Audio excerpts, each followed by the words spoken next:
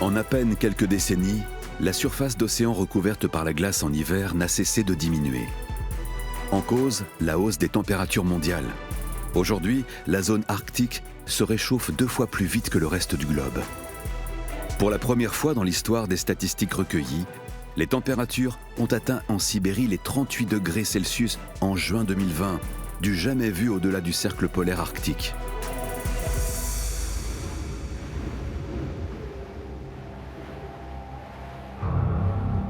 Après une semaine de navigation, les premières glaces sont là. Avec sa coque en aluminium, le Pangaea est conçu pour cet environnement hostile. Mais l'équipage ne peut pas dévier de son but. Il faut absolument continuer à naviguer vers le nord et dépasser la latitude de 85 degrés.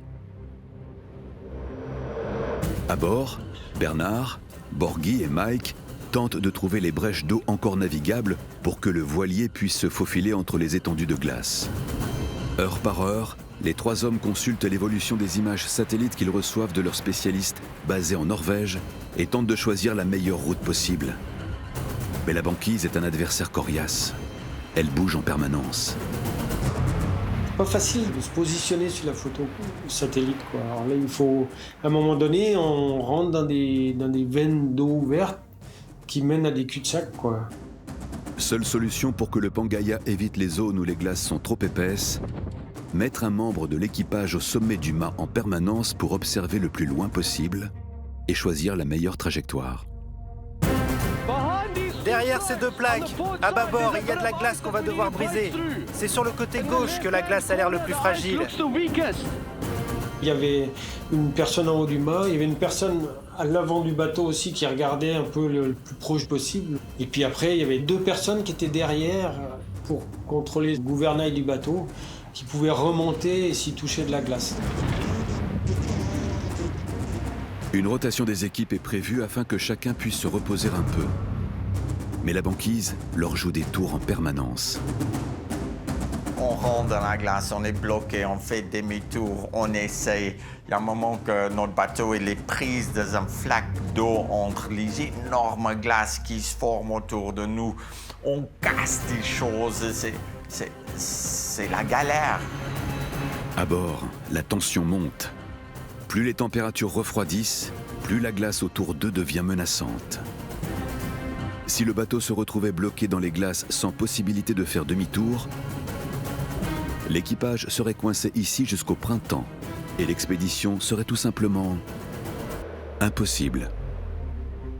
C'était un moment, en fait, pour Borghi et moi, qu'on savait que maintenant, du temps passe, l'hiver s'approche et on doit prendre décision de peut-être commencer à 84 degrés. Nord et pas à 85 degrés parce que les bateaux ils doivent sortir et s'il est pris dans la glace c'est fini. Pendant une tempête une nuit on a décidé d'attacher notre bateau et vraiment de jouer cette carte de patience. Il faut voir ce que la nature va faire pour nous et on se réveille le lendemain matin avec plus d'ouverture et c'était là où on a passé cette fameuse barre entre 84 et 85 degrés.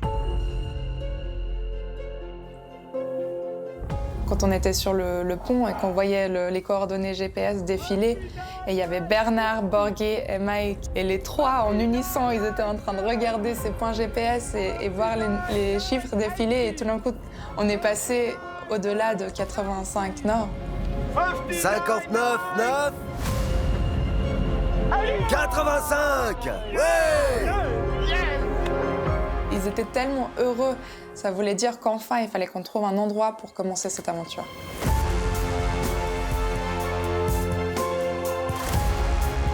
L'équipe du Pangaea parvient à remonter jusqu'à 85 degrés 34 minutes nord, le point le plus haut qu'un navire non brise-glace n'ait jamais atteint.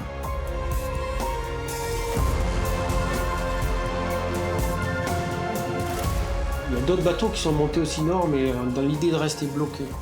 Nous, c'était pas ça. Nous l'idée, c'était de les poser et ressortir, quoi.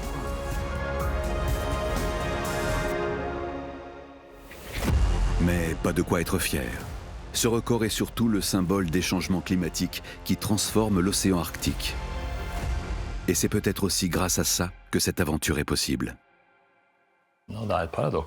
C'est un paradoxe que ce voyage soit possible en raison des bouleversements du climat. Nous n'avons pas fait ce voyage pour prouver ou documenter tous ces changements, mais constater de nos propres yeux à quel point l'océan Arctique était en train de se transformer a été pour moi un chapitre très triste de notre aventure. Alors que le Pangaea a enfin atteint son objectif, le soulagement doit rapidement faire place à une nouvelle phase pour Mike et Borghi, la concentration. Car les deux aventuriers le savent. Bientôt, ils vont quitter le voilier et son équipage pour se préparer mentalement à ce qui les attend, vivre éloignés du monde et surtout, vivre à deux pendant presque 3 mois. Quand j'arrivais sur la glace, pour moi, soulagement qu'on arrivait là où on voulait arriver, mais à l'intérieur de moi, j'étais fatigué. Parce que le stress, pour peut-être pas arriver à 85 degrés, était sur mes épaules. À bord, les derniers préparatifs s'organisent. Pour Borghi, sa mission de préparer le matériel l'a aidé à s'isoler et à se mettre dans sa bulle. Pour Mike, la situation est inédite. D'un côté, il doit tout faire pour que l'équipage de son voilier fasse demi-tour le plus rapidement possible pour repartir vers le sud sans être pris par les glaces. De l'autre, il doit prendre lui aussi le temps de se préparer à l'une des expéditions les plus difficiles de sa vie. Une fois que j'arrive à 85 degrés, c'est là où la porte ferme un côté, il ouvre l'autre côté. Je prends la distance très rapidement parce que eux, ils ne peuvent pas traîner par là. La mer gèle et nous, on doit aller dans l'expédition. Et c'est ici que Mike et Borghi posent le pied sur la surface fragile de la glace. Leur aventure peut enfin commencer.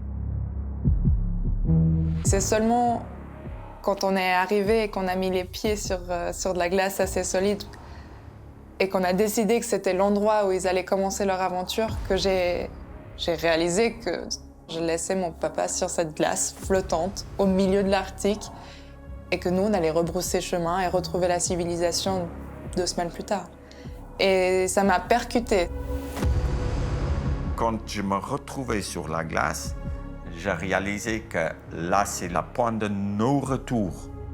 Tu veux maintenant aller dans l'expédition, la vraie expédition. Et le plus vite que ça se passe, le mieux c'est. Mike et Borghi vont partir vers l'horizon. À cet endroit, la banquise semble assez solide pour supporter leur poids et débuter leur traversée. Nous sommes le 12 septembre. L'équipage du Pangaea va laisser les 2 hommes sur la glace.